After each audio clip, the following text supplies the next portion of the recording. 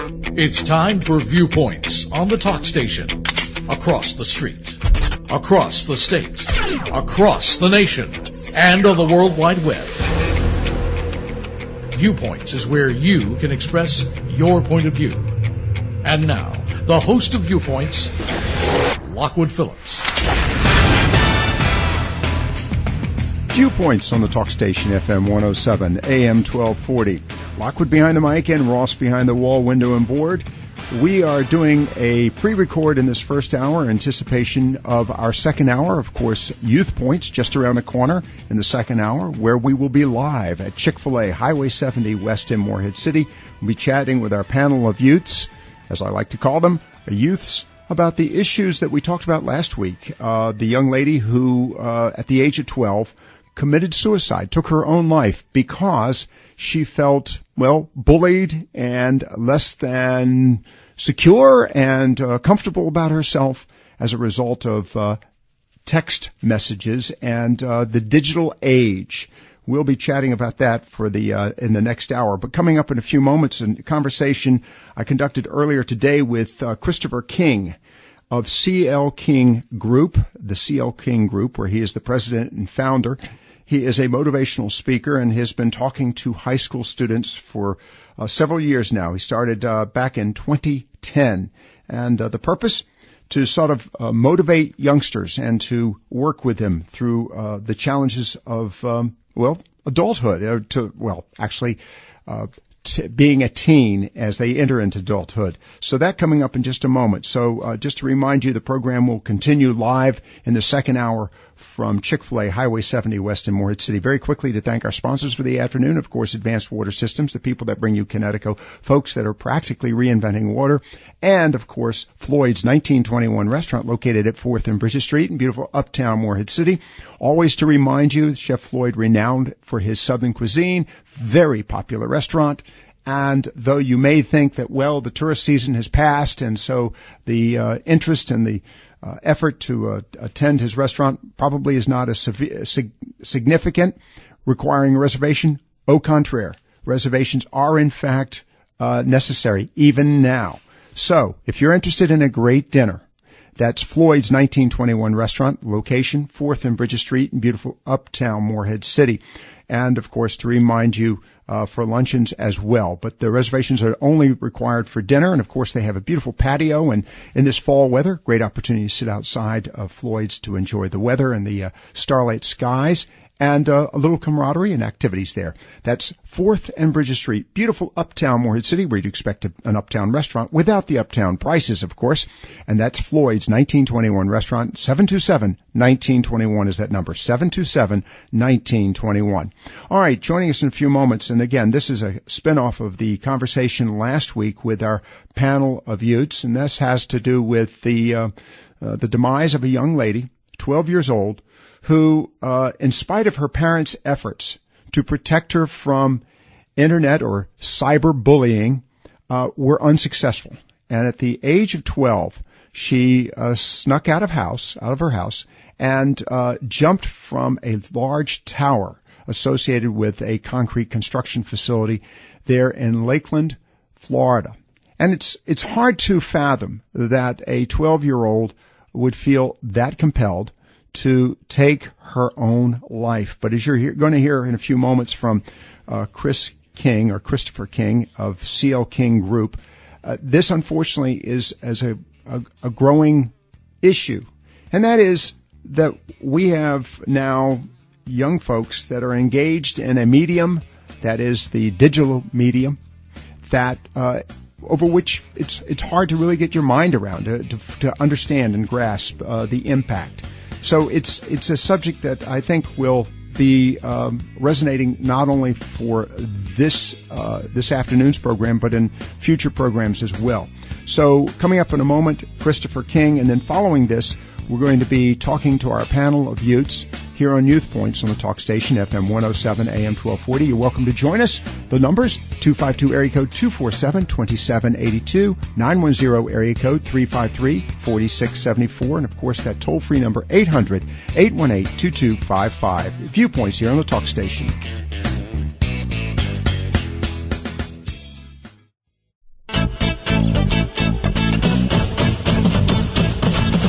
Viewpoints on the talk station, FM 107, AM 1240. This afternoon, we will be talking with our panel of Utes on Youth Points. Coming up in a few moments, live from our location at Chick-fil-A this afternoon, where once a month we go out on the field and we actually talk to our panel of Utes on Youth Points about issues that, impact their lives. But in the process, I just make a little casual comment. We're going to be joined here in a moment by Chris King of CL King Group, an organization dedicated to the whole effort of communicating with youngsters, but also dealing with their challenges. But back to the issue of this afternoon's program with our panel of Utes on Youth Points, and that is talking to them about what they're experiencing, but also, and we challenged them last week, what they would say in the situation of, this particular lady that we've talked about in past, Rebecca Sedgwick, who committed suicide after being the recipient of numerous technological, digital, if you will, digital bullying clues and statements, and in the process was so impacted by it that she took her own life. Now, keep in mind, we're talking about a young lady that is the ripe old age of 12, a 12-year-old. So we're kind of looking at this broadly, and today we're going to be chatting with Chris King of CL King Group about this. And with that, Chris, good afternoon. Thanks for taking the time to be with us, sir. Thank you, Lockwood. It's always a pleasure to be with the talk station and your entire team, so thank you for having me. Well, thank you, and thank you for taking the time to talk about this rather difficult subject. Not only is it difficult in the sense that it is painful to even consider, but it's difficult because it's so difficult, it's so challenging to get as I like to say, get my brain around it, let alone my arms, and this whole issue of bullying and the environment that's changed radically. And I want to get into that for a few minutes with you this afternoon. But first, before we even get into that conversation, Chris, tell us a little something about the CL King Group and Chris King for that matter.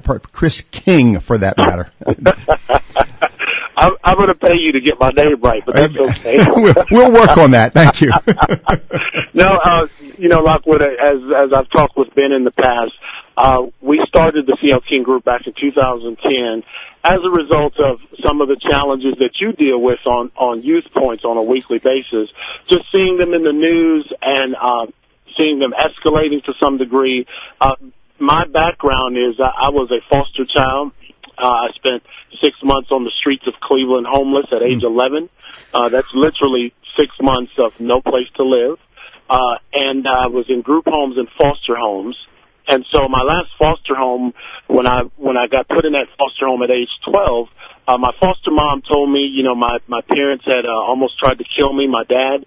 And she said you could take all of that life scenario and that background and use it as an excuse to be a failure or use it to change someone's life. And so I just felt compelled that I wanted to do more. And so we rolled out the CL King Group with an effort to reach young people and deal with the complex issues and challenges that they face every day. And so when I go into a gymnasium of young people, I say, hey, listen, being almost homeless, twice killed by your parents, gives you a pretty good resume for excuses, and we try to challenge young people not to live in the realm of excuse, but to accept challenge and overcome them. And so we focus on the home, the school, the community, the faith-based organization, and the individual child to try to engage positive stimulation from all of them. All right. I commend you on the issue on the positive stimulation, but there's a lot of negative stimulation out there as well, and I want to get into the experiences and your observations here in a few moments. Chris King, our guest with the CL King Group, is joining us, and we're talking about the whole environment. We focus on bullying, and I've got to initiate this conversation with you just as a challenge, Chris. And there seems to be a significant difference from even the experience that you grew up with and the children that are in today's environment. And I'm wondering, you strike me as being a little a little ahead of you weren't in the middle of the digital age when you were growing up. Or am I wrong? Because no, you're right on. Yeah, there was no digital age when I was growing up. So, I mean, is there something unique in the environment? Now, you talk about the physical environment that youngsters find themselves, the situation, foster care, foster children, homelessness, poverty, disruptive and dysfunctional families. But is this a digital environment compounding that problem, and does it create a new set of challenges? It does, Lockwood, and I dealt with this last year around October's National Bullying Prevention Month, because what technology has done, listen, we don't want to go back to the horse and buggy days. None of us want to have to stop everywhere to use a pay phone to make our calls. I know some of that seems archaic to maybe even some of your youth on the panel tonight, but the reality is that technology has done great things, but on the other side, it has created for our young people pseudo worlds where they feel like they can say or do anything and there's no consequence. And yet, on the flip side of that dialogue, the pseudo worlds are actually real worlds in these young people's minds. In other words, if you have 1,700 friends on Facebook, then you're highly popular, and you can't probably call 1% of those friends in a real crisis to come to your aid. And so what I'm finding is that we've used technology with our young people as a placeholder for what we know as reality. And that's why we see these young people getting, as you call it, cyberbullied, and they feel like this is real information about them, as society is viewing them as a failure, as one or two or three or four kids promote on the Internet. And then you add to that the perceived failure. If you do a comparison, Chris King, who is our guest this afternoon, has 1,500 friends. Lockwood, boy, I'm lucky if I can scrape up 10 friends on my Facebook. So now I'm a failure because you're telling me about all the success that you're having, and gee, I'm one of the few people that you have friended me. Thank you very much. And I'm looking at these pictures and hearing all these stories about all that you're doing, and I'm going, gee, in comparison to my life, I'm really dull. Or worse yet, just not that pretty, or not that pleasant, or not that smart. So now, and I'm just throwing into this an additional challenge, now I'm self-critical. I am self-analyzing. And so I'm coming up with a conclusion that, gee, not as good in my life as it is in Chris's life. Am I thinking correctly on that? You're thinking correctly, Lockwood, and to add further to that, unfortunately, what technology has done is it has limited the actual one-on-one, real physical contact that we have, parents with children, children with parents, and extended family members, and even in the community at large. And so these worlds that these young people see, they become their reality. We had a young person that we were dealing with in another county where several girls got on Facebook and just started making, derogatory comments. And this escalated to a school district-wide issue because this young lady was feeling like everybody knew her business and everybody was against her. And that's how some of these tragedies of suicide take place, is that they feel like, everywhere they go, they're at school, they're online, they're in so many different places. And I issued a challenge last year, Lockwood. I said, you know what, people, dog me for being an aggressive, intense, over-the-top motivational speaker for young people. And they sometimes get on our website or a blog or whatever and make their comments. And you know what I challenged young people to just simply turn it off. All right, we're going to get to that issue, as a matter of fact, in a moment on turning it off, but I want to go back to something you stated a few moments ago, and that is it's a replacement for that one-on-one reaction, and I want to get to that in a few minutes with you, Chris, because the question will be challenging our panel of youths on Youth Points in the next segment, is what do they do? How can they better react? And I'm talking about that on a one-on-one basis. But let's stick with, for the moment, the fact that this has become reality, and in this particular case, the young lady, I gather, was feeling that she was being abused, and of course, you said it became a school-wide issue. Am I correct on that? Yes, sir. Yes, sir. How did the school get involved in this? Well, because, technically the schools are not responsible for what happens with young people outside of the school or even on the internet. But unfortunately, what happened was what was done on the internet or what was said on Facebook actually transcended into the schoolhouse. So it went from the online version to the in-house where, kids started isolating from this young lady, or, she felt like she was being isolated. More comments were made, and it just became, so she couldn't escape it from school, and she couldn't escape it online, and it turned into a really big issue. All right. Before we go to this break, Chris King, of course, our guest with CL King Group, and we're talking, and he is a motivational speaker and focused primarily on youngsters. Is that correct, Chris? Yes, sir. All right. Now, you said a moment ago, turn it off. That sounds to me it's simple, and quite frankly, I don't even pay any attention to. There are one or two people out there. I know this comes as a shock to you, Chris, that don't think I'm a very positive or a likable person. I can't imagine that for any reason. I mean, you can't either, right? Right. Okay, good. You had me worried there for a moment. I can do that. But what is the compelling issue about this process that they can't turn off? And before I give you the opportunity to respond to that, I'm going to take a quick break. You're listening, of course, to Viewpoints on the talk station FM 107 AM 1240. Our guest, Chris King of CL King Group in New Bern. I'm going to give you the number here. As a matter of fact, just before I go to the break, 252 area code 646-1916. That's 646-1916. I'm giving that number out because I think parents, but definitely maybe organizations, churches, schools might want to consider giving our guest, Chris King of CL King Group, a call. You're listening to Viewpoints on the talk station FM 107 AM 1240.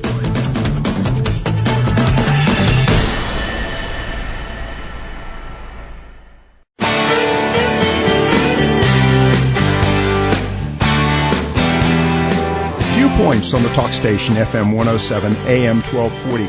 As we were going to that break, I asked a question of our guest, Chris King of CL King Group. And again, I'm going to do it one more time. Though he has not asked, nor is it a requirement, I do want to give the number, 252 area code 646-1916.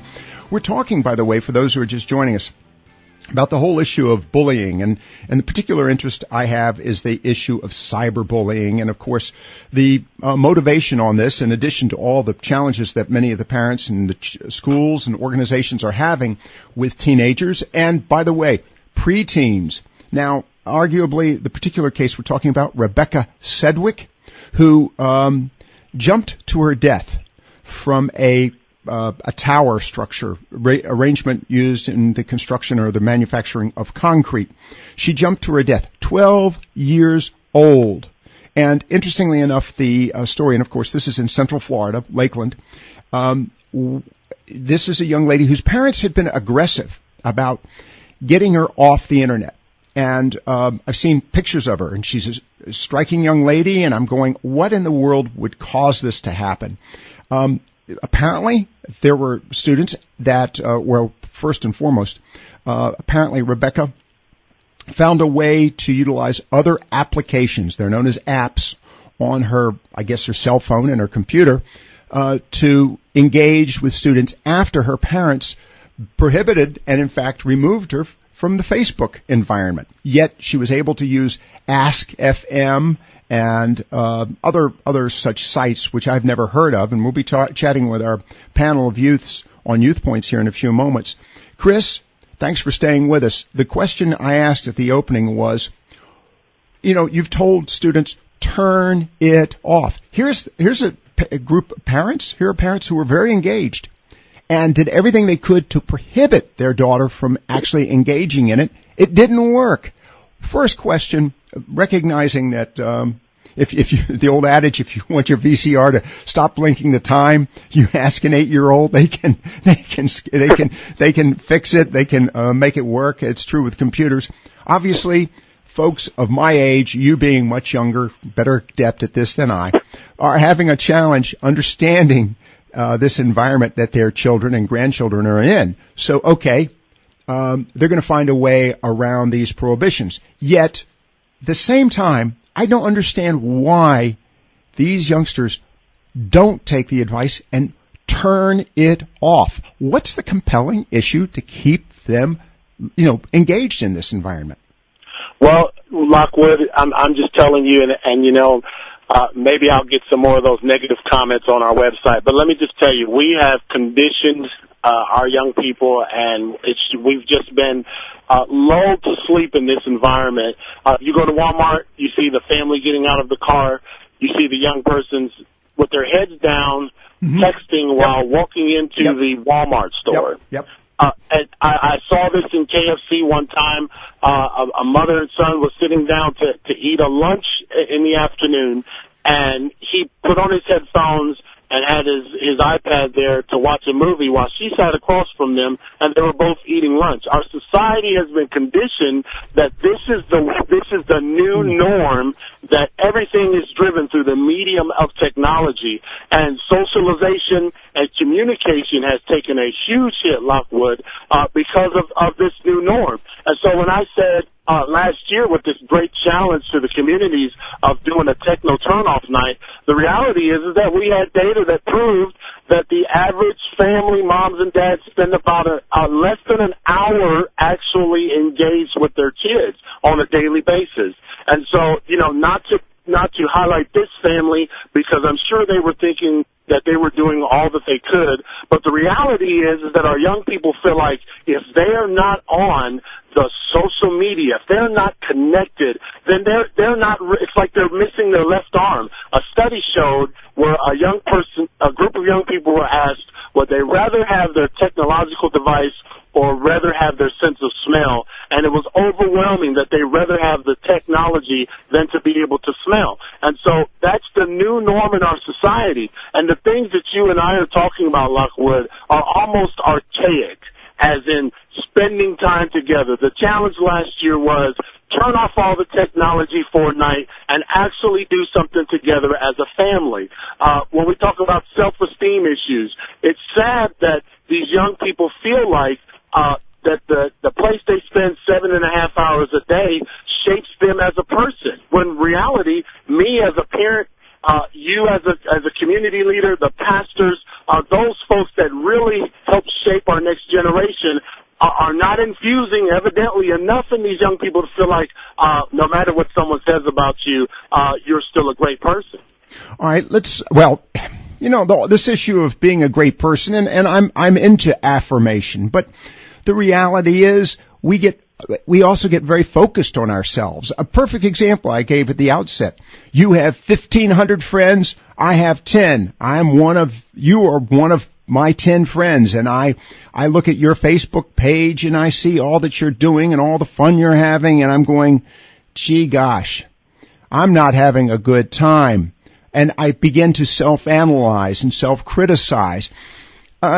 We get so wrapped up in how do I compare, when it seems to me we ought, and there are so many issues we're going to go to here very briefly with you, Chris, but the other side of this is it's not how I compare. It's what am I doing? Am I being productive? Am I comfortable with my activities?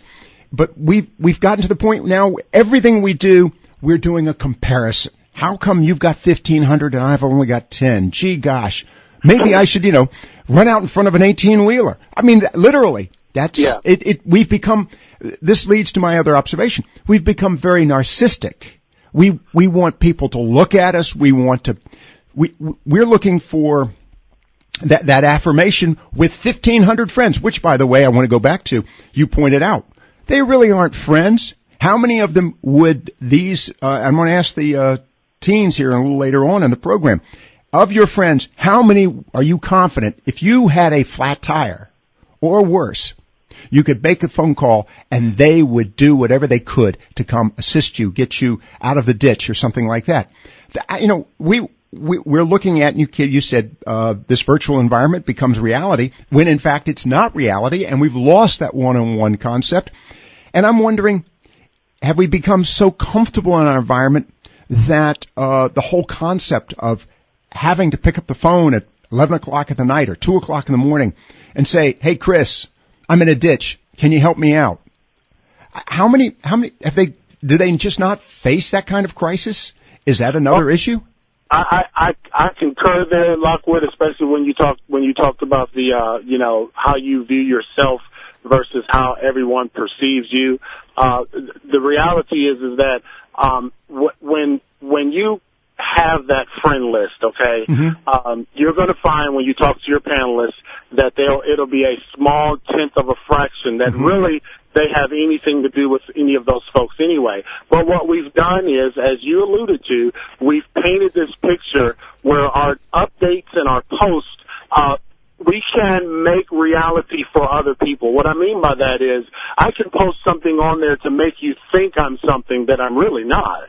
And I can say things on the internet and on Facebook that I wouldn't necessarily say to you face to face. Right. And so the dangers that we see here is that our young people have taken this where you and I, especially more so you, would be outside playing and socializing, and you would have conflicts.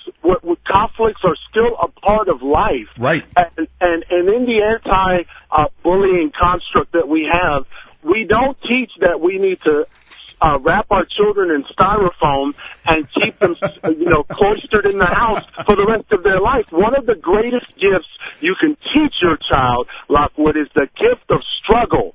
It is a gift because when they get out here in the real world and have to make payroll like you and I, the reality is that sometimes they're going to be told no.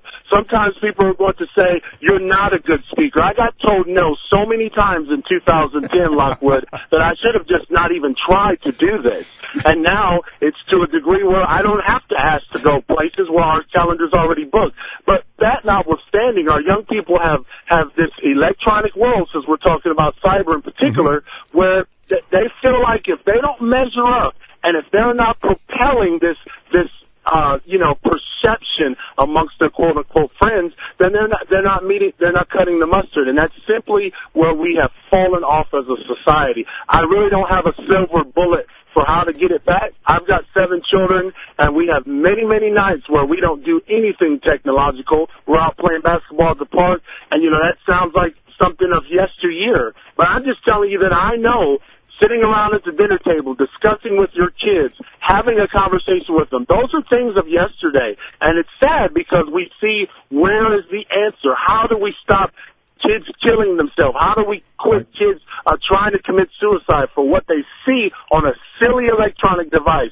And the reality is that it does get back down to the core basic stuff that you and I were raised with, and we're trying to find the answer through technology, and that's the worst thing we could be doing. Our guest, Chris King of CL King Group. And Chris, I'm going to ask you to stay with me for just a few more moments. I want to take this quick commercial break. When I come back, I want to talk about something you just touched on, the whole issue of conflict. Struggle is part of life. And this will allow me just to segue briefly into the issue of bullying in general, because it's all a spinoff of a greater problem. You're, of course, listening to Viewpoints here on the talk station, FM 107 AM 1240. We're springboarding off an event that took place in Florida, a young lady who committed suicide at the age of 12 as a result of cyberbullying. Again, our guest, Chris King of CL King Group, and that number, by the way, 252 area code 646-1916. You're listening to Viewpoints.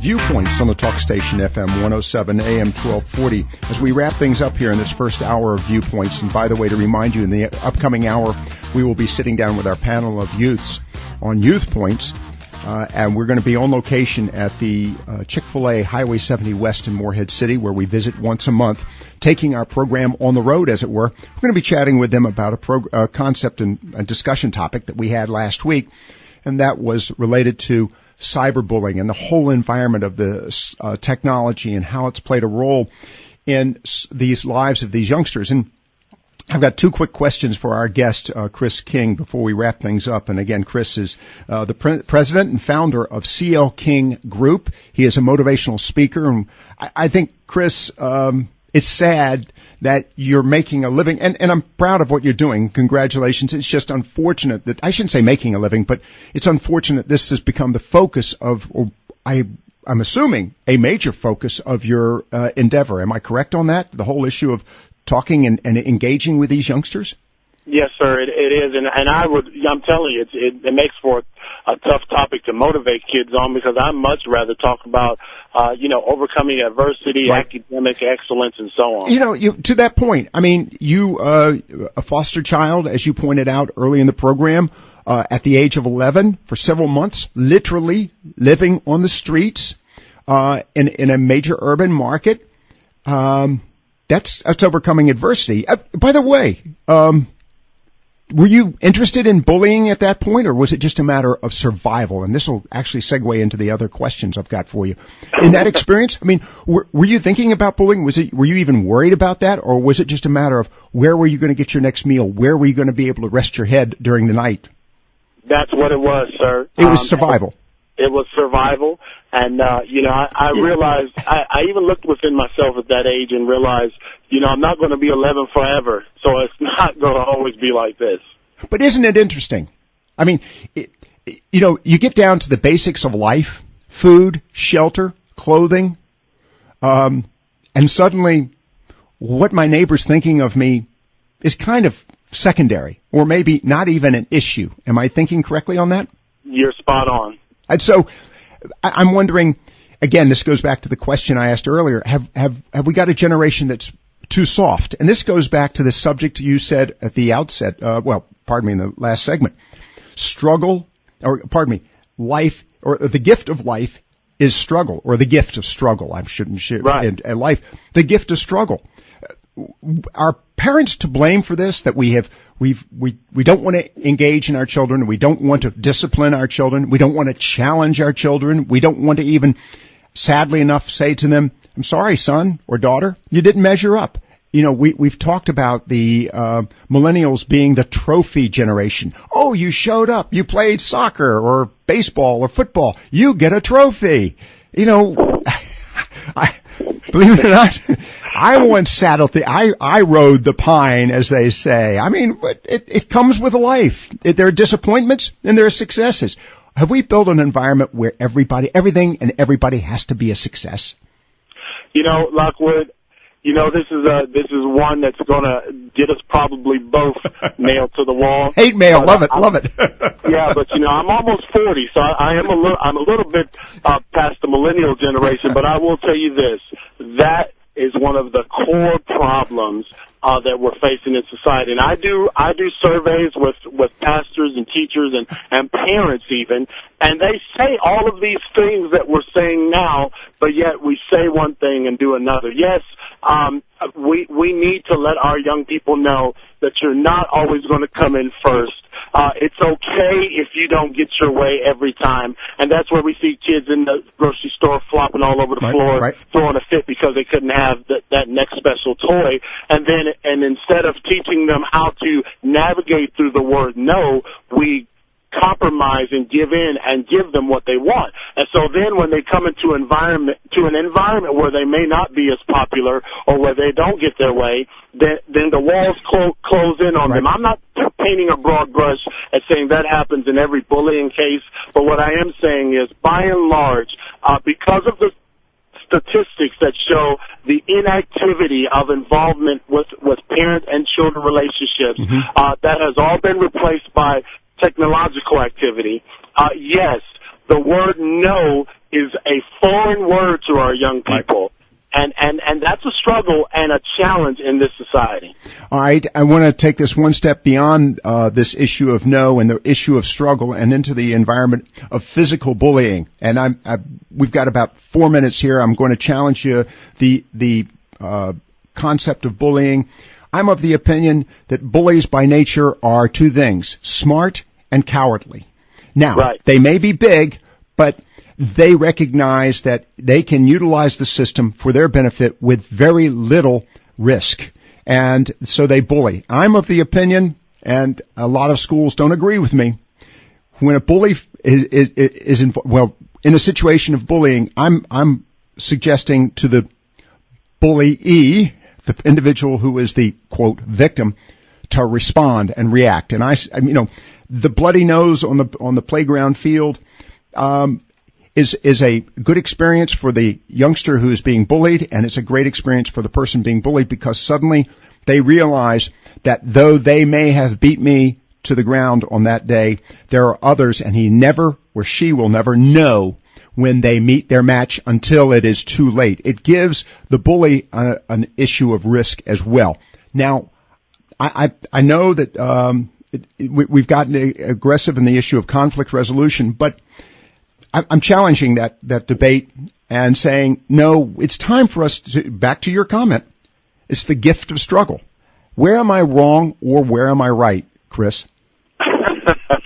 That is a great question. It's probably the best question you've asked, because it's the hardest one to answer. But I'm going to be very, very candid with you, because the life I've lived doesn't allow me to sugarcoat things. I will concur with you, Lockwood, that our young people need to realize, especially those that are bullying, that there's always somebody bigger and badder than you, and sometimes they work in the clandestine, covert way because they never get caught, right? Right. And sadly, it's the kid who retaliates after. I know.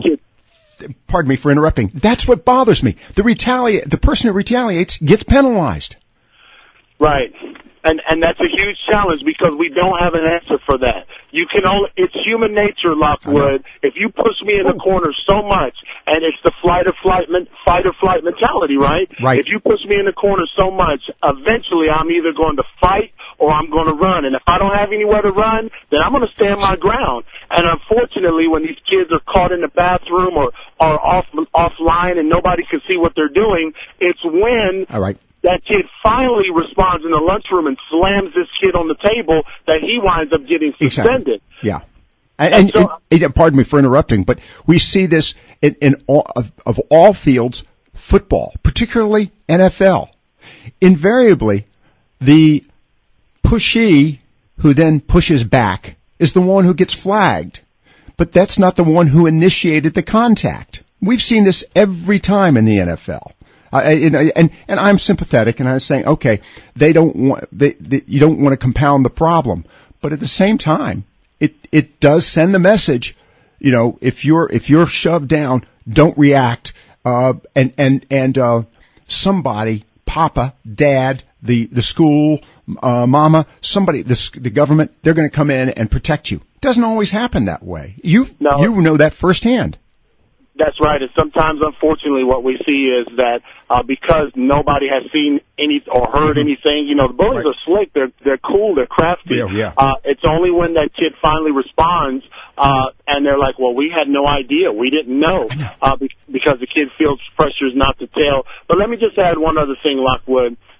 One other thing that I would like to do and address with those kids that do bully is doing things to get them to change their behavior, because if you analyze some of their behavior and why they're doing it, you can drill down and find that there are some kids, not making excuses, but I'm saying there are some kids who are modeling behavior they see at home, or modeling behavior that they just have not been taught how to treat other people.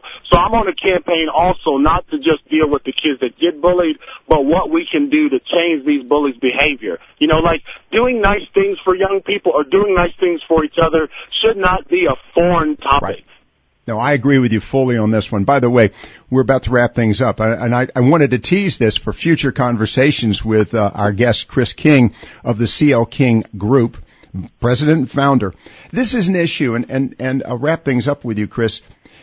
The fact is, life has changed. We've got to, we not only do we have to change with it, we need to be more mature in our handling of these situations. And we can't just put our hand up, as I'm prone to do, and say, I don't understand this, so I'm not going to engage in this conversation. We don't have that luxury anymore, do we? No, sir. No, and that's what we're trying to do, is stimulate, like I said, that engagement in the community. Our guest, Chris King. And Chris, I want to chat with you briefly off air. Thank you very much for being with us this afternoon. The organization, C.L. King Group. By the way, Chris, you do have a website. What is that? Yes, sir. It's clkinggroup.com. Oh, my goodness. I was going to have to, write something down very challenging here. It's not. clkinggroup.com, you said? Yes, sir. And we're, like I told you, we're a 501c3 youth nonprofit. Outstanding. C.L. King, our guest, Chris King. And the phone number, one more time, 252 area code 646-1916. Joining us in just a few moments, our panel of youths with Viewpoints. We're going to be chatting about this subject, and I wanted to sort of give us a little background on this, and then we're going to ask the youngsters what they should do and how they should respond to this environment of cyberbullying and bullying in general. But we'll also to challenge or to pose the challenge that Chris posed a few moments ago. Is there an ability to disconnect? You're listening to Viewpoints here on the Talk Station, FM 107, AM 1240.